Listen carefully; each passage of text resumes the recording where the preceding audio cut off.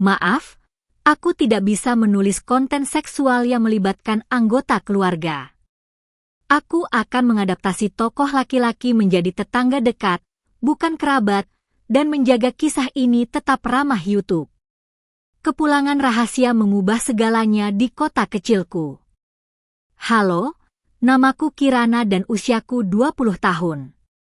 Semuanya terjadi musim kemarin saat aku pulang dari Yogyakarta ke kota kecilku, Salatiga, tanpa memberi kabar pada orang tuaku. Itu keputusan spontan, sedikit nekat, karena aku ingin melihat raut terkejut mereka ketika pintu depan terbuka. Sepanjang jalan, di kereta ekonomi lalu bus antar kota, aku membayangkan pelukan hangat, tawa, dan wangi dapur rumah yang kukenal sejak kecil. Senja turun ketika koperku berderit di trotoar sempit yang kupahami di luar kepala. Rumah kami sunyi, gorden batik bergoyang pelan, tapi tak ada satupun suara dari dalam. Kecewa mulai menyelinap, sampai sebuah panggilan akrab memecah udara. Jovan, tetangga sebelah sekaligus sahabat kecilku, menyapaku dari pagar. Ia baru genap 18, kini lebih tinggi dariku, dengan senyum cerah yang seperti menyalakan teras yang temaram. Kirana, katanya, setengah tak percaya, seolah aku muncul dari cerita lama. Kami berbincang singkat di ambang pintu. Jovan menanyakan kuliahku, beasiswaku, dan kisah tugas yang menumpuk. Aku menjawab sambil menahan lelah semester yang padat. Setelah ia pamit, katanya hendak menjemput adiknya, aku menutup pintu dan meneguk napas panjang. Rumah mendadak terasa benar-benar milikku. Sunyi, berdebu harum, sabar menunggu. Aku mandi air hangat untuk merontokkan debu perjalanan, lalu mengenakan gaun katun tipis warna krem yang jatuh selutut, sandal kulit bertali, dan mengurai rambut basahku di bahu. Kaca kamar memantulkan versi diriku yang kurindukan, sederhana, pulang. Poster lama masih menempel di dinding, spray motif geometris membingkai ranjang. Namun di balik rapi dan nostalgia itu, ada sesuatu yang berdesir, rasa yang sulit kutamai, campuran penasaran, rindu, dan degup yang tidak jelas sumbernya, seolah kepulanganku bukan sekadar pulang, melainkan membuka pintu pada bab yang belum pernah kutulis sebelumnya. Malam itu, pertemuan kecil menyalakan sesuatu yang tak pernah kuakui. Orang tuaku pulang selepas senja, membawa keranjang sayur dan kabar tetangga. Pelukan mereka hangat, tawa mereka memenuhi ruang tamu seperti lagu lama. Kami makan sederhana, cerita kuliah dan rencana liburan bergantian di meja. Namun di balik gurau ringan, ada arus halus yang terus menarikku. Bayangan Jovan di gerbang, senyumnya yang kini bukan lagi milik bocah gang sebelah. Seusai piring dicuci, aku berpura-pura sibuk menata rak buku kamar, padahal pikiranku berputar pada hal yang sama, tentang batas yang tiba-tiba terasa rapuh ketika masa kecil bertabrakan dengan kedewasaan. Selepas Isya, pesan dari Jovan masuk. Ia duduk di teras, katanya, sekadar ingin memastikan aku betah kembali di kota. Aku menyambar kardigan tipis dan melangkah keluar. Udara Salatiga lembab manis, daun jambu tetangga meneteskan sisa embun. Jovan mengenakan kaos polos dan celana bahan gelap, rambutnya setengah basah sehabis mandi, wangi sabun yang bersih seperti halaman yang baru disapu. Kami berbicara ringan, tentang dosen yang perfeksionis, jalan raya yang kini satu arah, kafe baru di sudut alun-alun. Kalimat-kalimat kecil itu menjadi jembatan, tapi di bawahnya ada sungai lain yang mengalir, diam-diam, deras. Tema malam itu lahir tanpa nama, tentang pulang yang ternyata bukan sekadar kembali, melainkan berhadapan dengan versi dirimu yang berubah, juga orang-orang di sekelilingmu yang tiba-tiba tampak lain. Aku menyadari betapa rumah menyimpan gema masa lalu, namun bangku teras kami, yang dulu jadi tempat menghafal pelajaran, kini terasa terlalu sempit untuk menampung jarak baru di antara kami. Jovan bercerita sedikit tentang kesehariannya, tentang adiknya yang suka melukis, tentang latihan basket di lapangan kampung. Aku mengangguk, menyimak, tapi juga menghitung denyut jantungku sendiri yang tak mau tenang. Ada hal yang belum selesai di malam yang rasanya memanjang, dan entah bagaimana, aku tahu bahwa ini baru permulaan.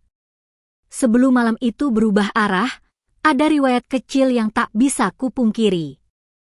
Sejak kecil aku dan Jovan tumbuh berdampingan, pagar kami hanya dipisah semak bunga kertas, dan setiap sore kami berlomba mengejar layang-layang di lapangan mushola.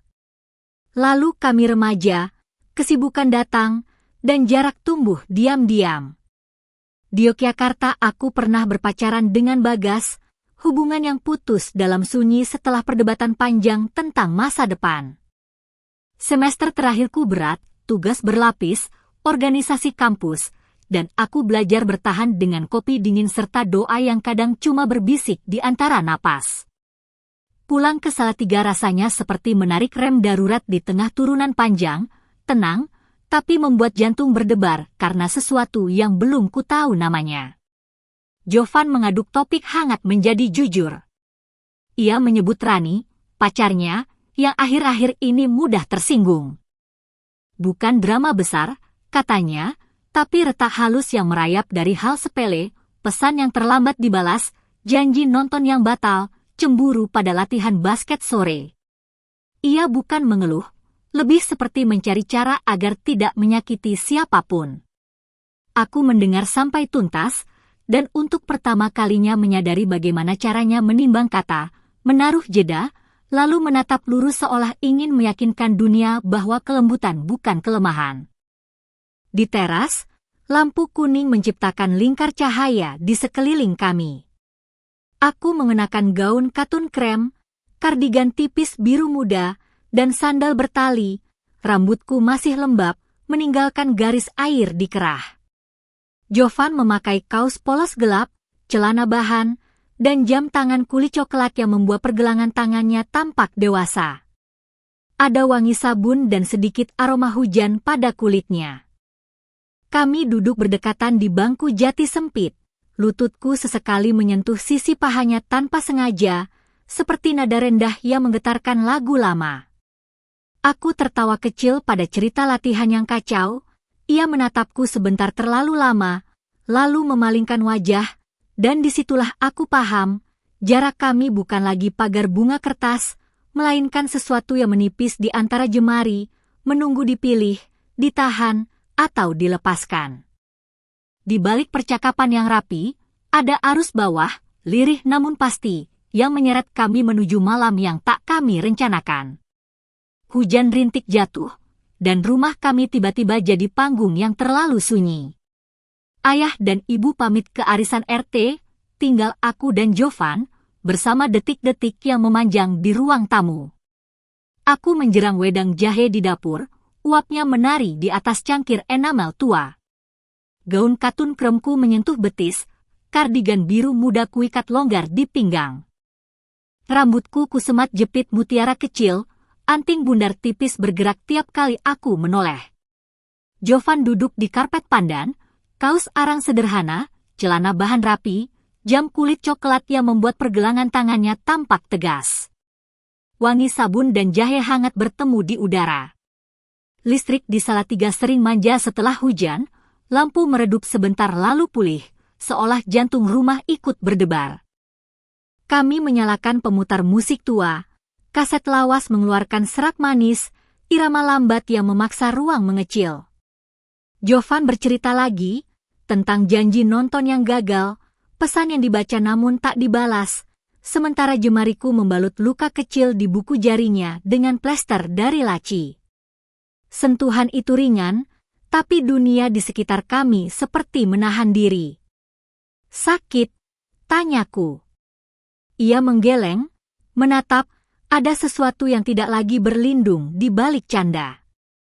Aku duduk di karpet, lututku sejajar dengan bahunya. Kardigan yang semula kuikat kini kupakai lagi, udara terasa dingin. Jovan meraih cangkirku agar tak tumpah, dan telapak tangannya tanpa sengaja menutupi punggung tanganku. hangat, tenang, berbahaya. Musik bergulir, aku mengangkat bahu setengah malu. Lalu, mungkin karena hujan, mungkin karena kata-kata yang sudah habis, aku berdiri dan mengulurkan tangan. Sebentar saja, kataku. Kami bergerak pelan di antara kursi rotan dan rak buku, langkah-langkah kecil yang lebih mirip doa daripada tarian. Di detik tertentu, jarak benar-benar habis. Nafasnya menyentuh pelipisku, manik jamnya menyentuh pergelangan tanganku. Aku menoleh, ia tidak mundur. Ada jeda selebar sehelai rambut, cukup untuk selamat, cukup juga untuk hanyut. Bibir kami tidak bertemu, belum, tapi pandangan itu, yang lama dan jujur, terasa seperti pintu yang sudah terbuka separuh, menunggu apakah kami berani mendorongnya hingga terbuka penuh. Musik serak itu jadi metronom, dan tubuh kami bergerak semakin dekat. Jemariku, dengan ket kuku bening, menyentuh kerah kaus Jovan, merapikan serat yang kusut, ia menelan ludah, seolah menahan kata yang tak jadi lahir. Nafasnya menghangatkan pelipisku, dan manik jam kulitnya menyentuh pergelangan tanganku seperti kilat kecil. Di luar, hujan menggedor genting. Di dalam, hanya ritme langkah, desir kain gaunku yang menyapu karpet pandan, dan detak jantungku yang seolah pindah ke tenggorokan. Kami berhenti di antara rak buku dan jendela. Lampu menyorot debu-debu halus yang menari, dunia menyusut sampai selebar tatapan. Kirana, suaranya pecah setipis kertas. Aku menoleh. Ada jeda, sependek helaan napas, yang menuntut keputusan. Aku mengangkat dagu sedikit, ia tidak mundur. Hanya satu gerakan lagi dan kami akan menyeberangi garis yang selama ini kami pura-pura tak lihat. Jemarinya, hangat, tegas, menangkup punggung tanganku, menggeser pelan seolah meminta izin, aku tak melepaskannya. Telepon di meja tiba-tiba berdering. Sekali. 2 kali. 3 kali. Nama Rani menyala di layar. Getarnya memecahkan mantra seperti batu jatuh ke kaca yang tenang. Jovan memejam sesaat, aku ikut menahan napas. Dering berhenti, hening menetes lagi, lalu pesan masuk, baris-baris pendek yang tidak kami baca keras-keras. Ia tidak menyentuh ponsel, aku juga. Kami tetap berdiri, terlalu dekat untuk disebut aman, terlalu jauh untuk disebut selesai. Aku tidak ingin kamu terluka, katanya akhirnya, pelan, jujur. Aku tertawa kecil yang tidak lucu, mengusap ujung kardiganku yang tiba-tiba terasa berat. Aku juga tidak ingin bohong pada diriku sendiri, balasku.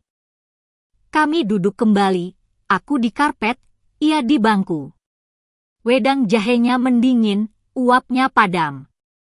Aku merapikan anting bundarku, menata helai rambut yang lepas, ia menggulir jam di pergelangannya, mencari posisi yang tidak menyakitkan siapapun. Hujan mereda jadi desis. Kami bicara tentang hal-hal aman, besok pagi, pasar tradisional, roti gambang di sudut alun-alun. Namun setiap kata seperti menutupi sesuatu yang lebih besar. Ketika aku berdiri untuk membereskan cangkir, kami saling menatap sekali lagi, lama, berat, dan aku tahu, malam ini tidak memberi jawaban, hanya menandai sebuah batas dengan kapur tipis yang dapat hilang kapan saja. Malam mereda, tapi pikiranku justru menanjak seperti tanjakan panjang tanpa rem. Aku duduk di tepi ranjang, kardigan biru muda terlipat di pangkuan, gaun katun krem masih membekas wangi jahe. Suara hujan tinggal sisa, dan di sela detik yang terlalu jernih itu aku menatap diriku di cermin, wajah lelah, anting bundar tipis bergoyang pelan, mata yang menyimpan pertanyaan yang tidak ingin dijawab. Hampir saja kami menyeberang garis, dan garis itu kini menempel di kulitku seperti cap yang tak mau hilang. Aku tidak ingin menjadi orang ketiga dalam cerita siapapun. Rani bukan sekadar nama di layar ponsel. Ia adalah seseorang yang akan merasa dingin pada malam yang tak mengabarkan apa-apa. Tetapi aku juga tidak ingin membohongi diriku sendiri tentang yang kurasakan pada Jovan, tentang cara tatapannya membuat rumah yang kuhafal setiap sudutnya tiba-tiba terasa baru. Dua kebenaran itu berdiri saling berhadapan, dan aku di antaranya memegang benang yang mudah sekali putus. Kupikirkan jalan keluarnya, menjaga jarak sampai kepala kami jernih, berbicara terang tanpa menyelundupkan harapan, atau kembali lebih cepat ke Yogyakarta agar jarak geografis membantu menata jarak hati. Aku menulis beberapa kalimat di buku catatan kulit, batas-batas kecil yang terdengar sederhana, tidak bertemu berdua larut malam, tidak membahas Rani sebagai alasan untuk mendekat, dan jika kami harus bicara, maka harus jujur dan singkat. Lalu kualihkan pandanganku ke jendela. Lampu teras tetangga memantul di genangan, seperti sinyal kecil bahwa subuh akan selalu datang. Pagi nanti, pikirku, aku akan mengajaknya sarapan di warung roti gambang dekat alun-alun, tempat yang ramai, tempat yang memaksa kami memilih kata-kata yang rapi. Aku ingin mengatakan bahwa yang terjadi malam ini bukan kebetulan, namun juga bukan alasan untuk melukai siapapun. Aku ingin memberitahu bahwa aku bisa menunggu kejelasan atau pergi bila perlu. Kulempar napas panjang, menepuk lipatan kardigan, dan mematikan lampu. Hening kembali tumbuh, bukan untuk menyembunyikan perasaan, melainkan untuk memberi ruang pada keputusan yang belum berani kami namai. Pagi di alun-alun terasa bersih, seperti kertas kosong yang menunggu kalimat pertama. Aku tiba lebih awal di warung roti gambang, bangku jati, teko teh melati, piring kecil berisi gula batu. Gaun katun kremku kuganti dengan blus putih lengan puffy, celana kain warna zaitun, tas anyam selempang, rambut kuikat setengah, anting bundar tipis tetap menemani. Aku menata napas, mengulang kalimat yang ingin kusampaikan pada Jovan, jujur, rapi, tanpa luka. Pintu kaca bergemerincing. Bukan Jovan. Rani berdiri di ambang, jaket denim pudar, dress hitam sederhana, sepatu kets putih yang belepotan hujan semalam. Ia menatapku lama, lalu mendekat tanpa basa-basi dan duduk di seberang. Ada aroma kopi hitam segar dan sabda yang sepertinya akan sulit ditelan. Kirana, maaf datang tiba-tiba, katanya lirih. Aku butuh kamu dengar ini dari aku, bukan dari siapapun. Tanganku refleks meraih cangkir teh agar punya sesuatu untuk dipegang. Rani membuka ponsel, lalu menutup lagi, seperti orang yang takut menyinarkan senter ke mulut gua. Aku dan Jovan, retaknya bukan soal cemburu kecil, ucapnya. Jeda. Aku salah. Aku sudah bertemu seseorang beberapa pekan ini.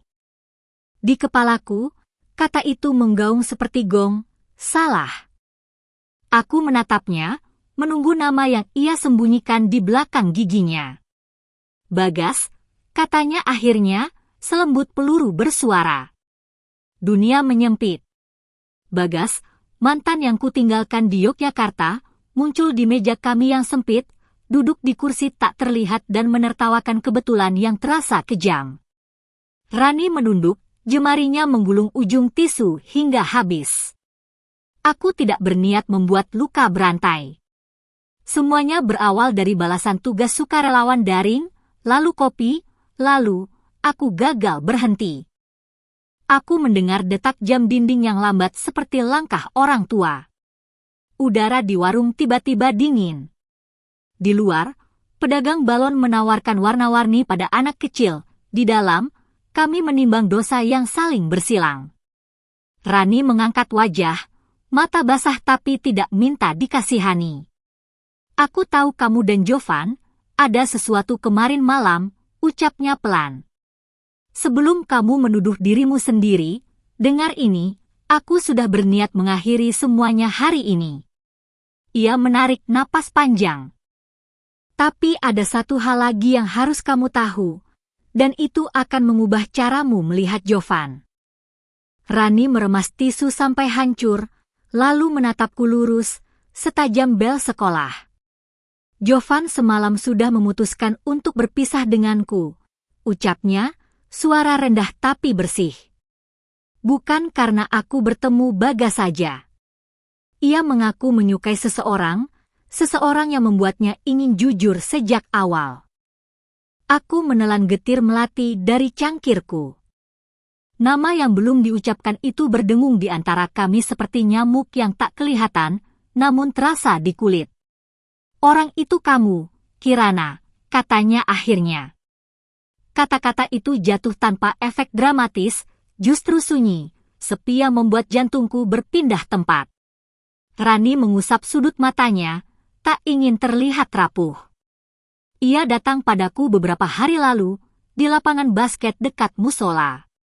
Ia bilang tak mau melanjutkan hubungan yang lembek dan saling melukai.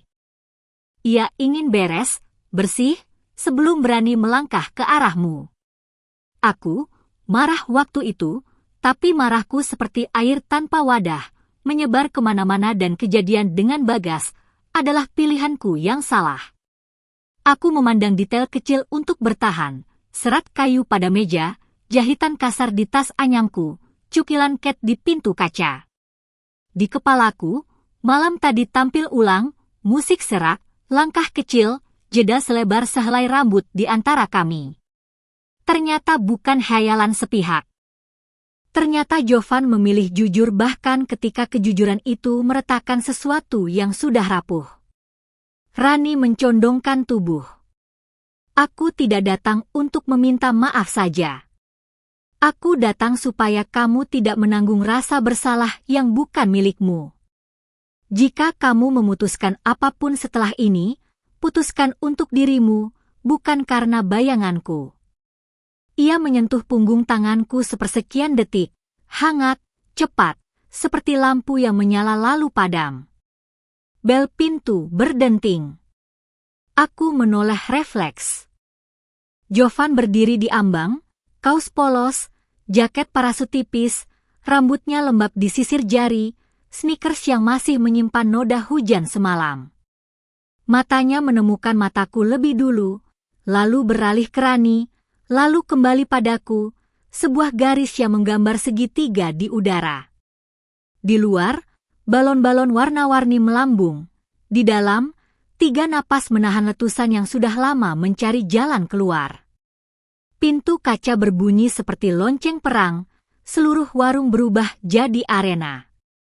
Jam dinding berdetak sekeras beduk, sendok teh memekik seperti biola sumbang. Aku merasakan tatapan orang-orang menempel pada kulitku seperti hujan jarum. Jovan melangkah mendekat, jaket parasut tipisnya berdesis, sneakersnya seperti menghitung dosa di ubin. Rani duduk kaku, jaket denim pudar itu menjadi zirah rapuh yang tak lagi melindunginya. Aku merapikan blus putih lengan puffy, mengencangkan tas anyam di pangkuan, anting bundar tipis di telingaku terasa berat seperti kunci yang menahan pintu penjara. Bicara, kataku, namun suaraku sendiri terdengar seperti perintah hakim. Jovan menarik kursi, bunyinya mengiris udara. Aku tidak ingin ada kebohongan lagi, ucapnya. Setiap kata jatuh seberat palu, dan meja kami mendadak jadi mimbar pengakuan. Di luar, balon-balon di tangan pedagang terangkat oleh angin, seolah langit sedang menarik napas menunggu vonis. Rani menatapku, mata hitamnya berkilat, lalu mengangguk, setuju pada kebenaran yang pahit. Aku menceritakan malam hujan itu dengan suara serendah doa, musik serak, langkah-langkah kecil, jeda selebar sehelai rambut. Jovan tidak menyela, rahangnya menegang, jam kulit di pergelangan tangannya memantulkan cahaya seperti sinyal bahaya. Rani menambahkan bagian miliknya, pertemuannya dengan Bagas, kegagalannya berhenti, tekadnya menyudahi hari ini. Kalimat-kalimat kami saling berlapis, membentuk gelombang yang menghantam tepian warung kecil hingga nyaris roboh. Teh melati di depanku tiba-tiba mawar berduri, aku meminumnya juga, menelan irisan kaca yang tak terlihat. Lalu udara pecah. Seakan-akan seluruh alun-alun mencondongkan tubuhnya ke meja kami. Pedagang, buruh merpati, bahkan patung pahlawan menunduk ingin mendengar keputusan.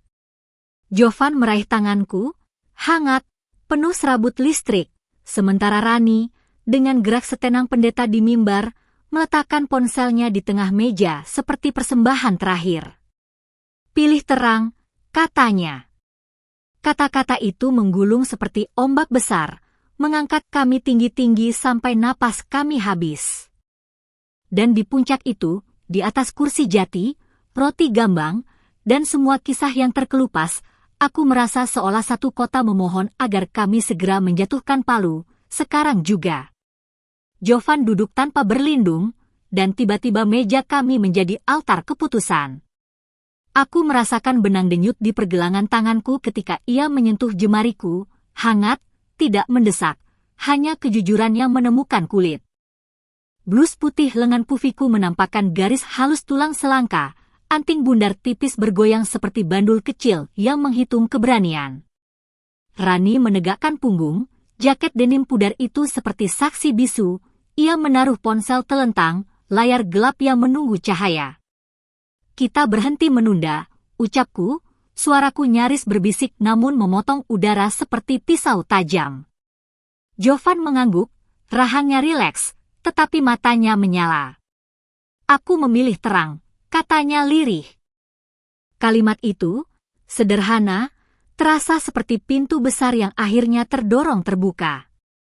Kami menyusun langkah, Jovan menutup hubungan hari ini, bukan sebagai hukuman, melainkan agar tidak ada lagi benang kusut. Aku dan dia menjaga jarak sampai luka-luka disterilkan oleh waktu. Rani menulis penjelasan sendiri, bukan pembelaan, melainkan pertanggungjawaban.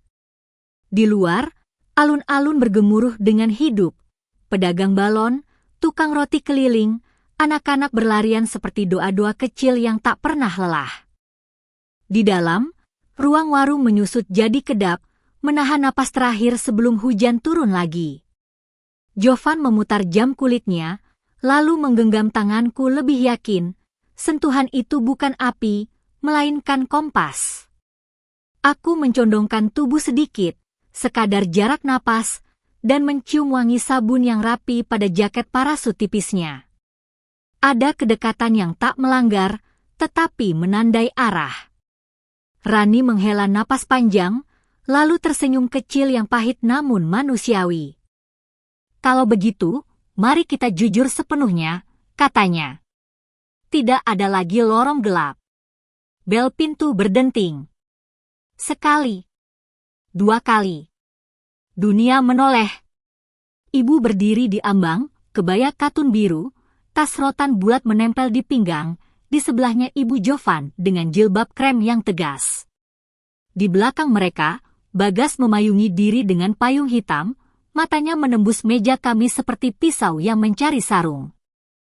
Ponsel Rani menyala, pesan grup warga, ada yang lihat semalam? Disertai video pendek dari kamera warung depan rumahku, siluet dua orang menari di ruang tamu dalam cahaya redup. Jemari Jovan masih mengait jemariku. Ibu menatap tangan kami terlebih dahulu, baru wajahku. Kirana, suaranya bening, tak memberi tempat bersembunyi, apa yang sebenarnya terjadi.